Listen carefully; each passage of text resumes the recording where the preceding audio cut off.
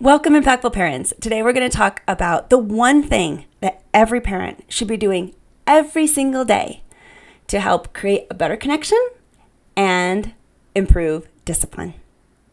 Welcome. My name is Christina Campos. I'm founder of The Impactful Parent, and I help parents of school-age children turn their chaos into connection with their adolescent. I'm a mom of four, a teacher that's taught every grade from preschool through high school, and today I help moms and dads like yourself to navigate that exhausting, confusing, frustrating, but rewarding world of parenting. So welcome to The Impactful Parent. I'm excited about this episode, and it's a special one because this is episode number 300.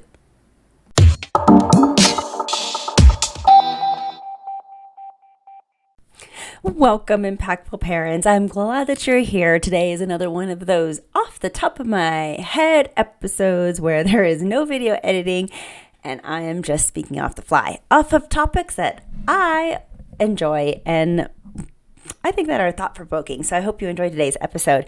Before I get started, I just have to say today is my 300th episode.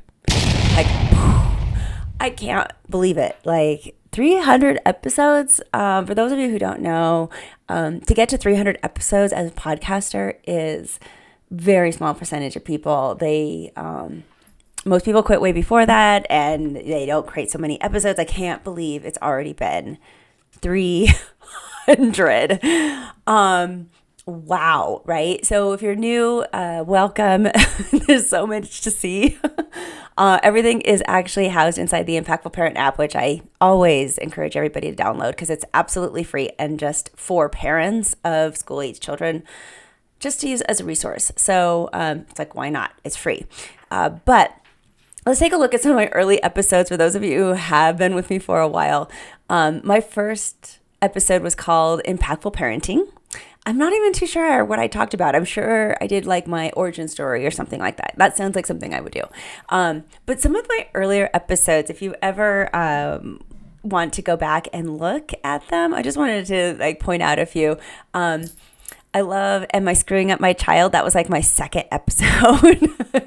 I like the early episode I did on no farting. That was the name of the episode, and what it was, it's all about how to create rules with your kids, because the no farting rule is a real rule in our family. In the beginning, I did a lot on resiliency with kids. It was just, there's so much here. If you have just come to The Impactful Parent, there's so much. I'm just going to read off a couple few, and then we're going to go on to our real episode because, we have a lot of meat to get into today that I want to talk about. But, I did a lot of episodes on angry children, anxiety, depression. Some of my more favorite episodes are even about cutting and what does that really mean? And if you're a parent of a child that has a cutter, what do you do? Those things were just really valuable to me, and I actually really enjoyed doing them because I felt like I was really helping parents.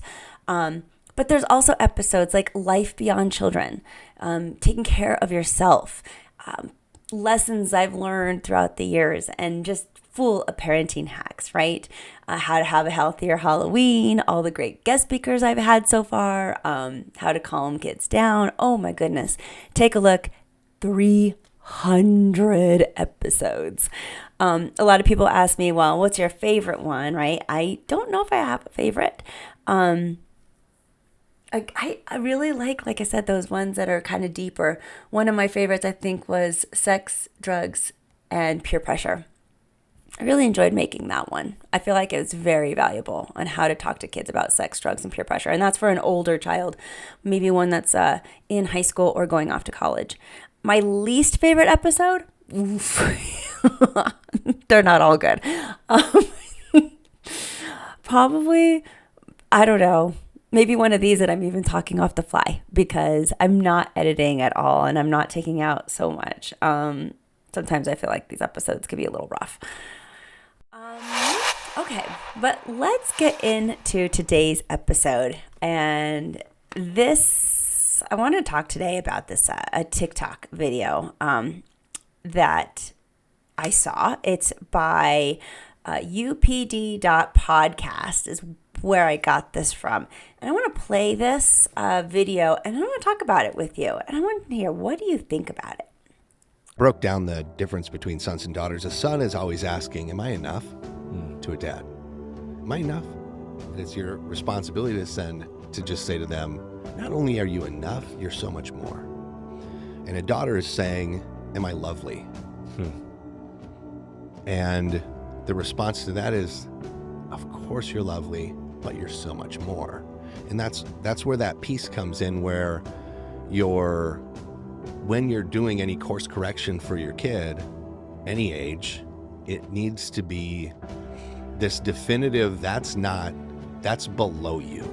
That behavior, whatever that is, that's below you, and that you disrespect yourself with that. And I, as your parent, as your father, I see you as so much more. And I'm going to be here again.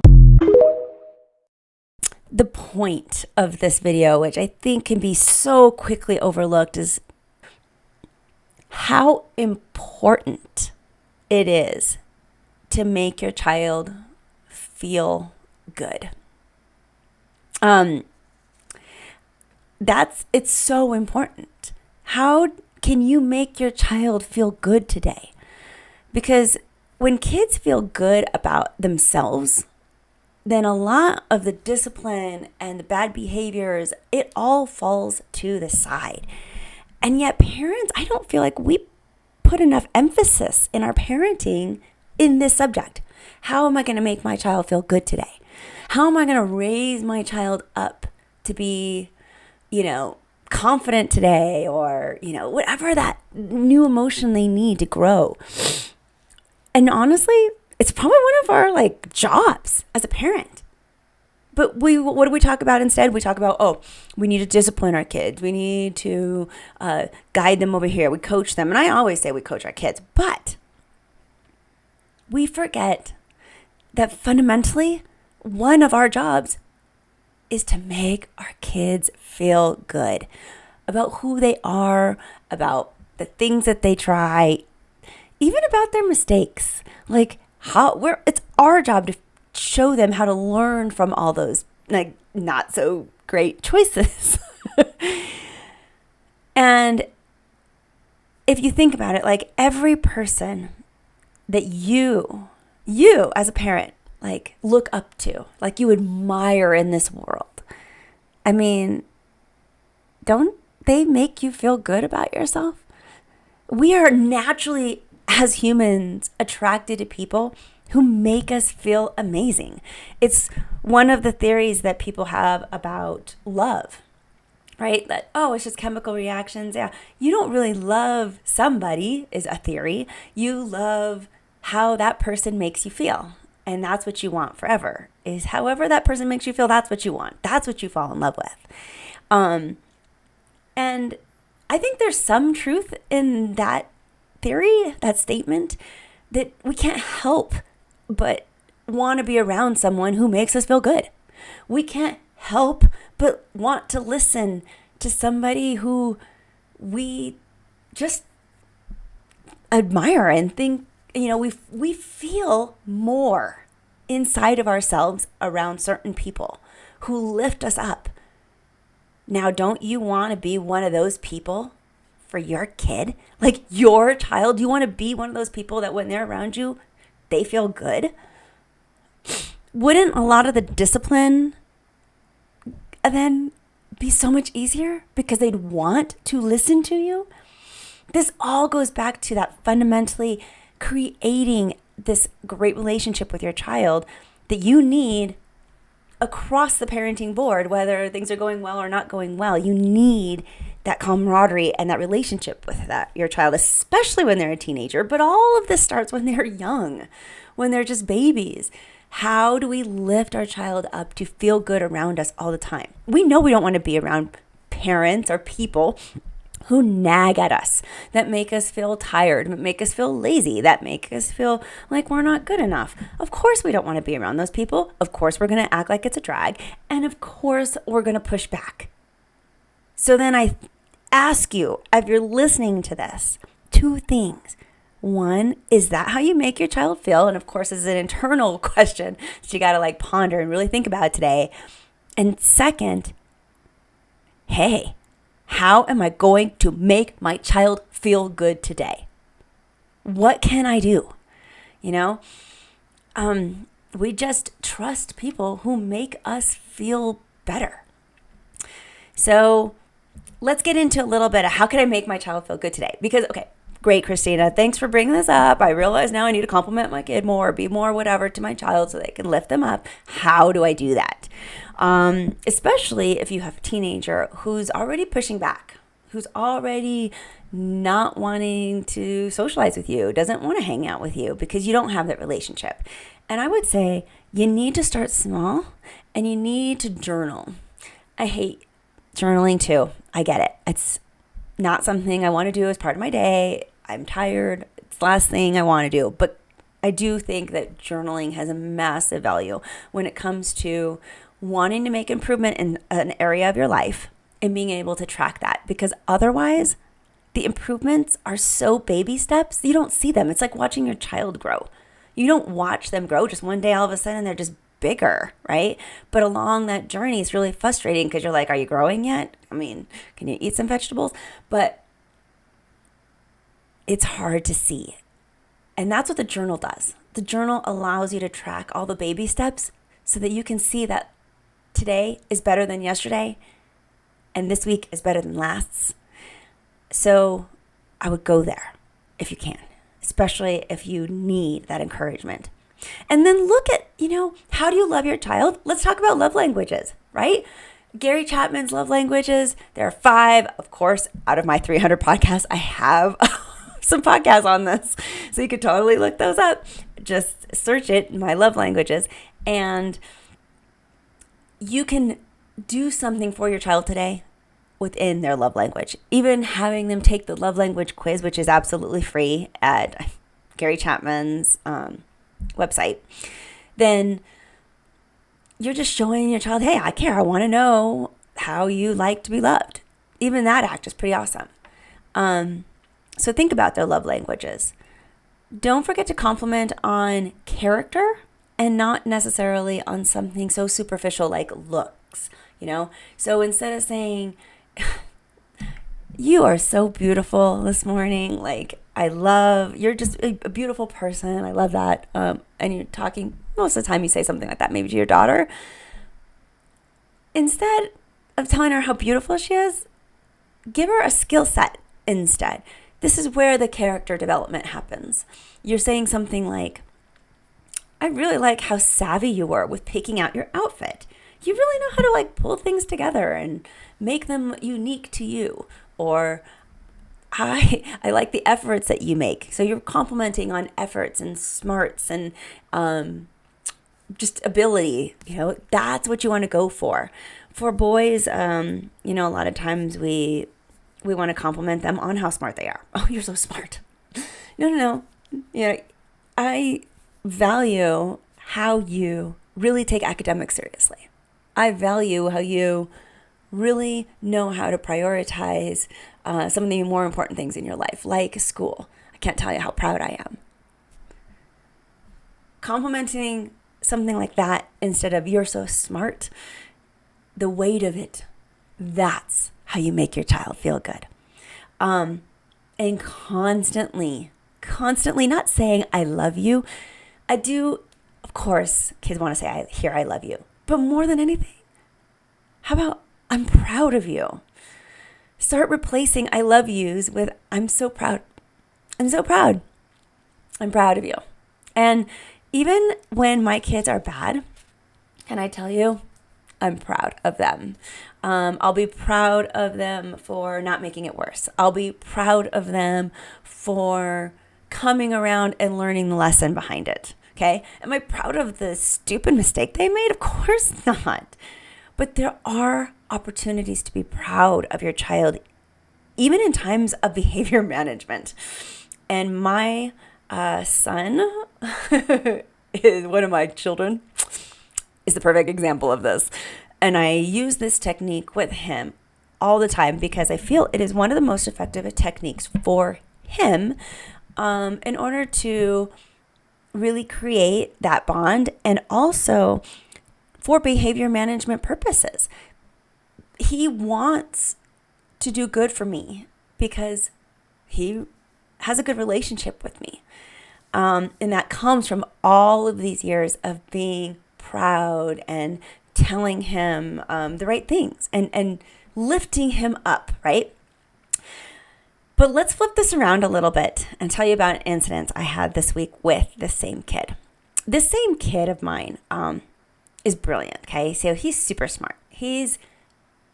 There's no reason on the earth why he should get lower than like an A- on anything because he's got the smarts. But does he?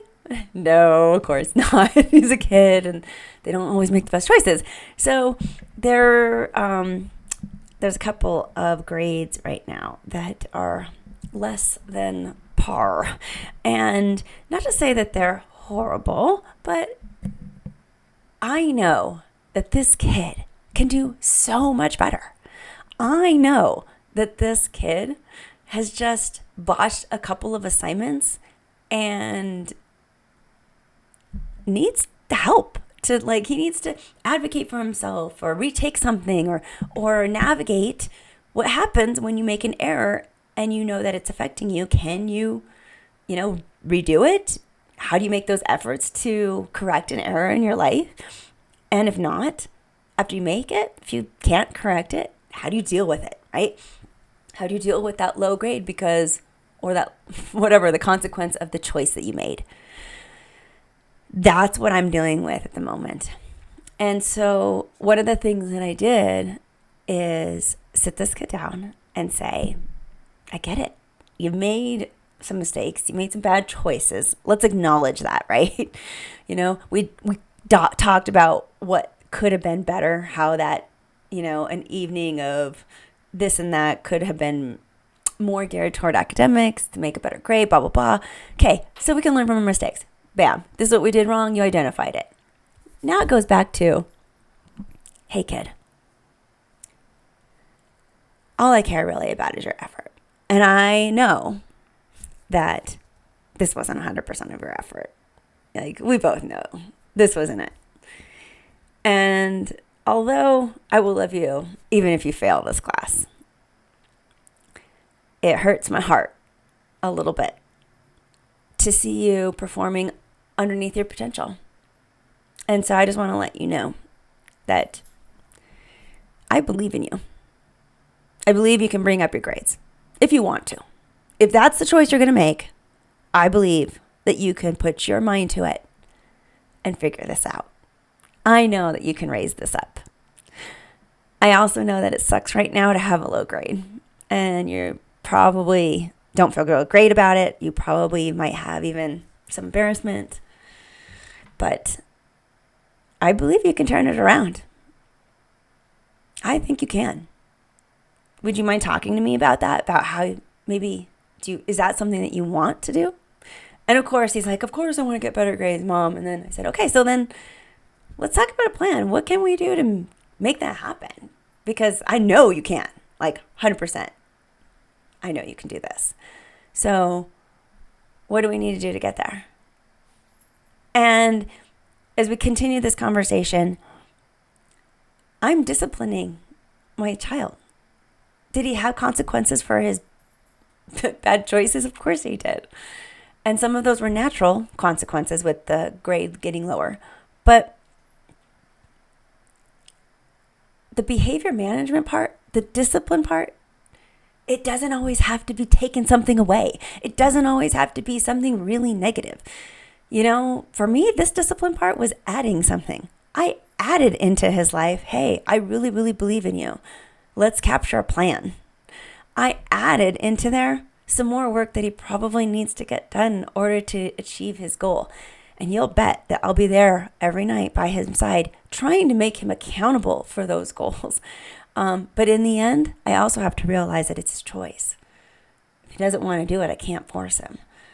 And I think that's one of the hardest things about parenting is, again, you're watching your child with all this potential not reach it sometimes. Dude, fucking frustrating, right? Oops, sorry, didn't mean to cuss like that. That's how you really feel as a parent. You're like, dude, why are you not doing this? But it's not about us. And they have to do it on their own. It's so hard.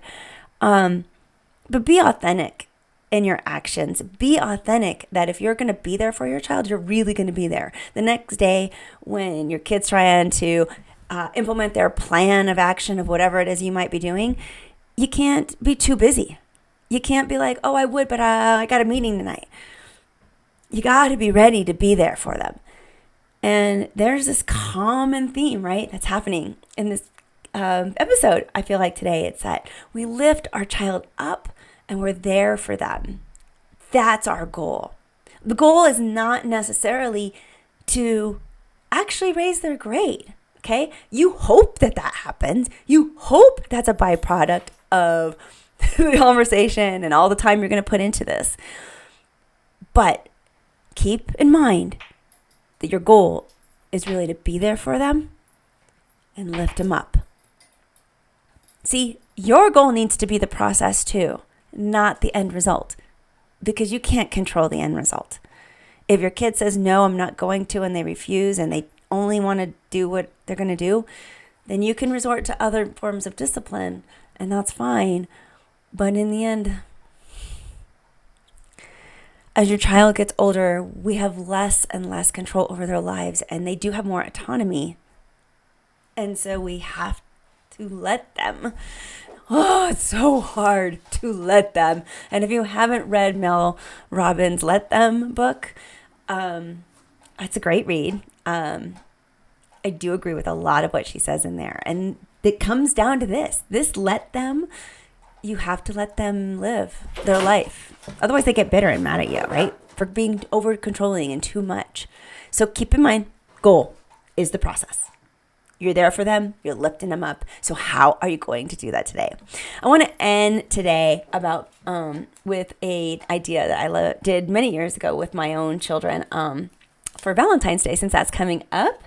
And that is when they woke up in the morning, on their door to their bedroom, I wrote on little index cards. And yes, you can make this cuter by doing heart-shaped cards or something really cute. I don't have time for that. So bare minimum index cards, and I wrote on there just why I love you. Okay, so I love you because, and all of those characteristic things. So I love you, because of the efforts you put into your art. I love you for your creativity. I love you for never giving up. I love you for loving me back. I love you for listening to me. I love you for forgiving me when I make mistakes. I love you for all the silly, quirky things that we do, for the game nights, for the blah, blah, blah, anything. And it's a door full of index cards. And when my kids woke up and they open their door, see their door, and on the other side is all these things why their mother loves them, my kids felt good that day. They felt real good. Talk about an awesome way to start your day. This gesture was really special for my kids, and they remembered it. And so I'm passing it off to you. I hope that you love it. I hope that this episode was a good one for you. You go and lift your kids up. You got this. I'm just here to help. Don't forget that the podcast is just a small part of what The Impactful Parent offers. Start your journey to becoming a more impactful parent by downloading the Impactful Parent app. Available on your phone's app store or by going to theimpactfulparent.com. See you on the inside.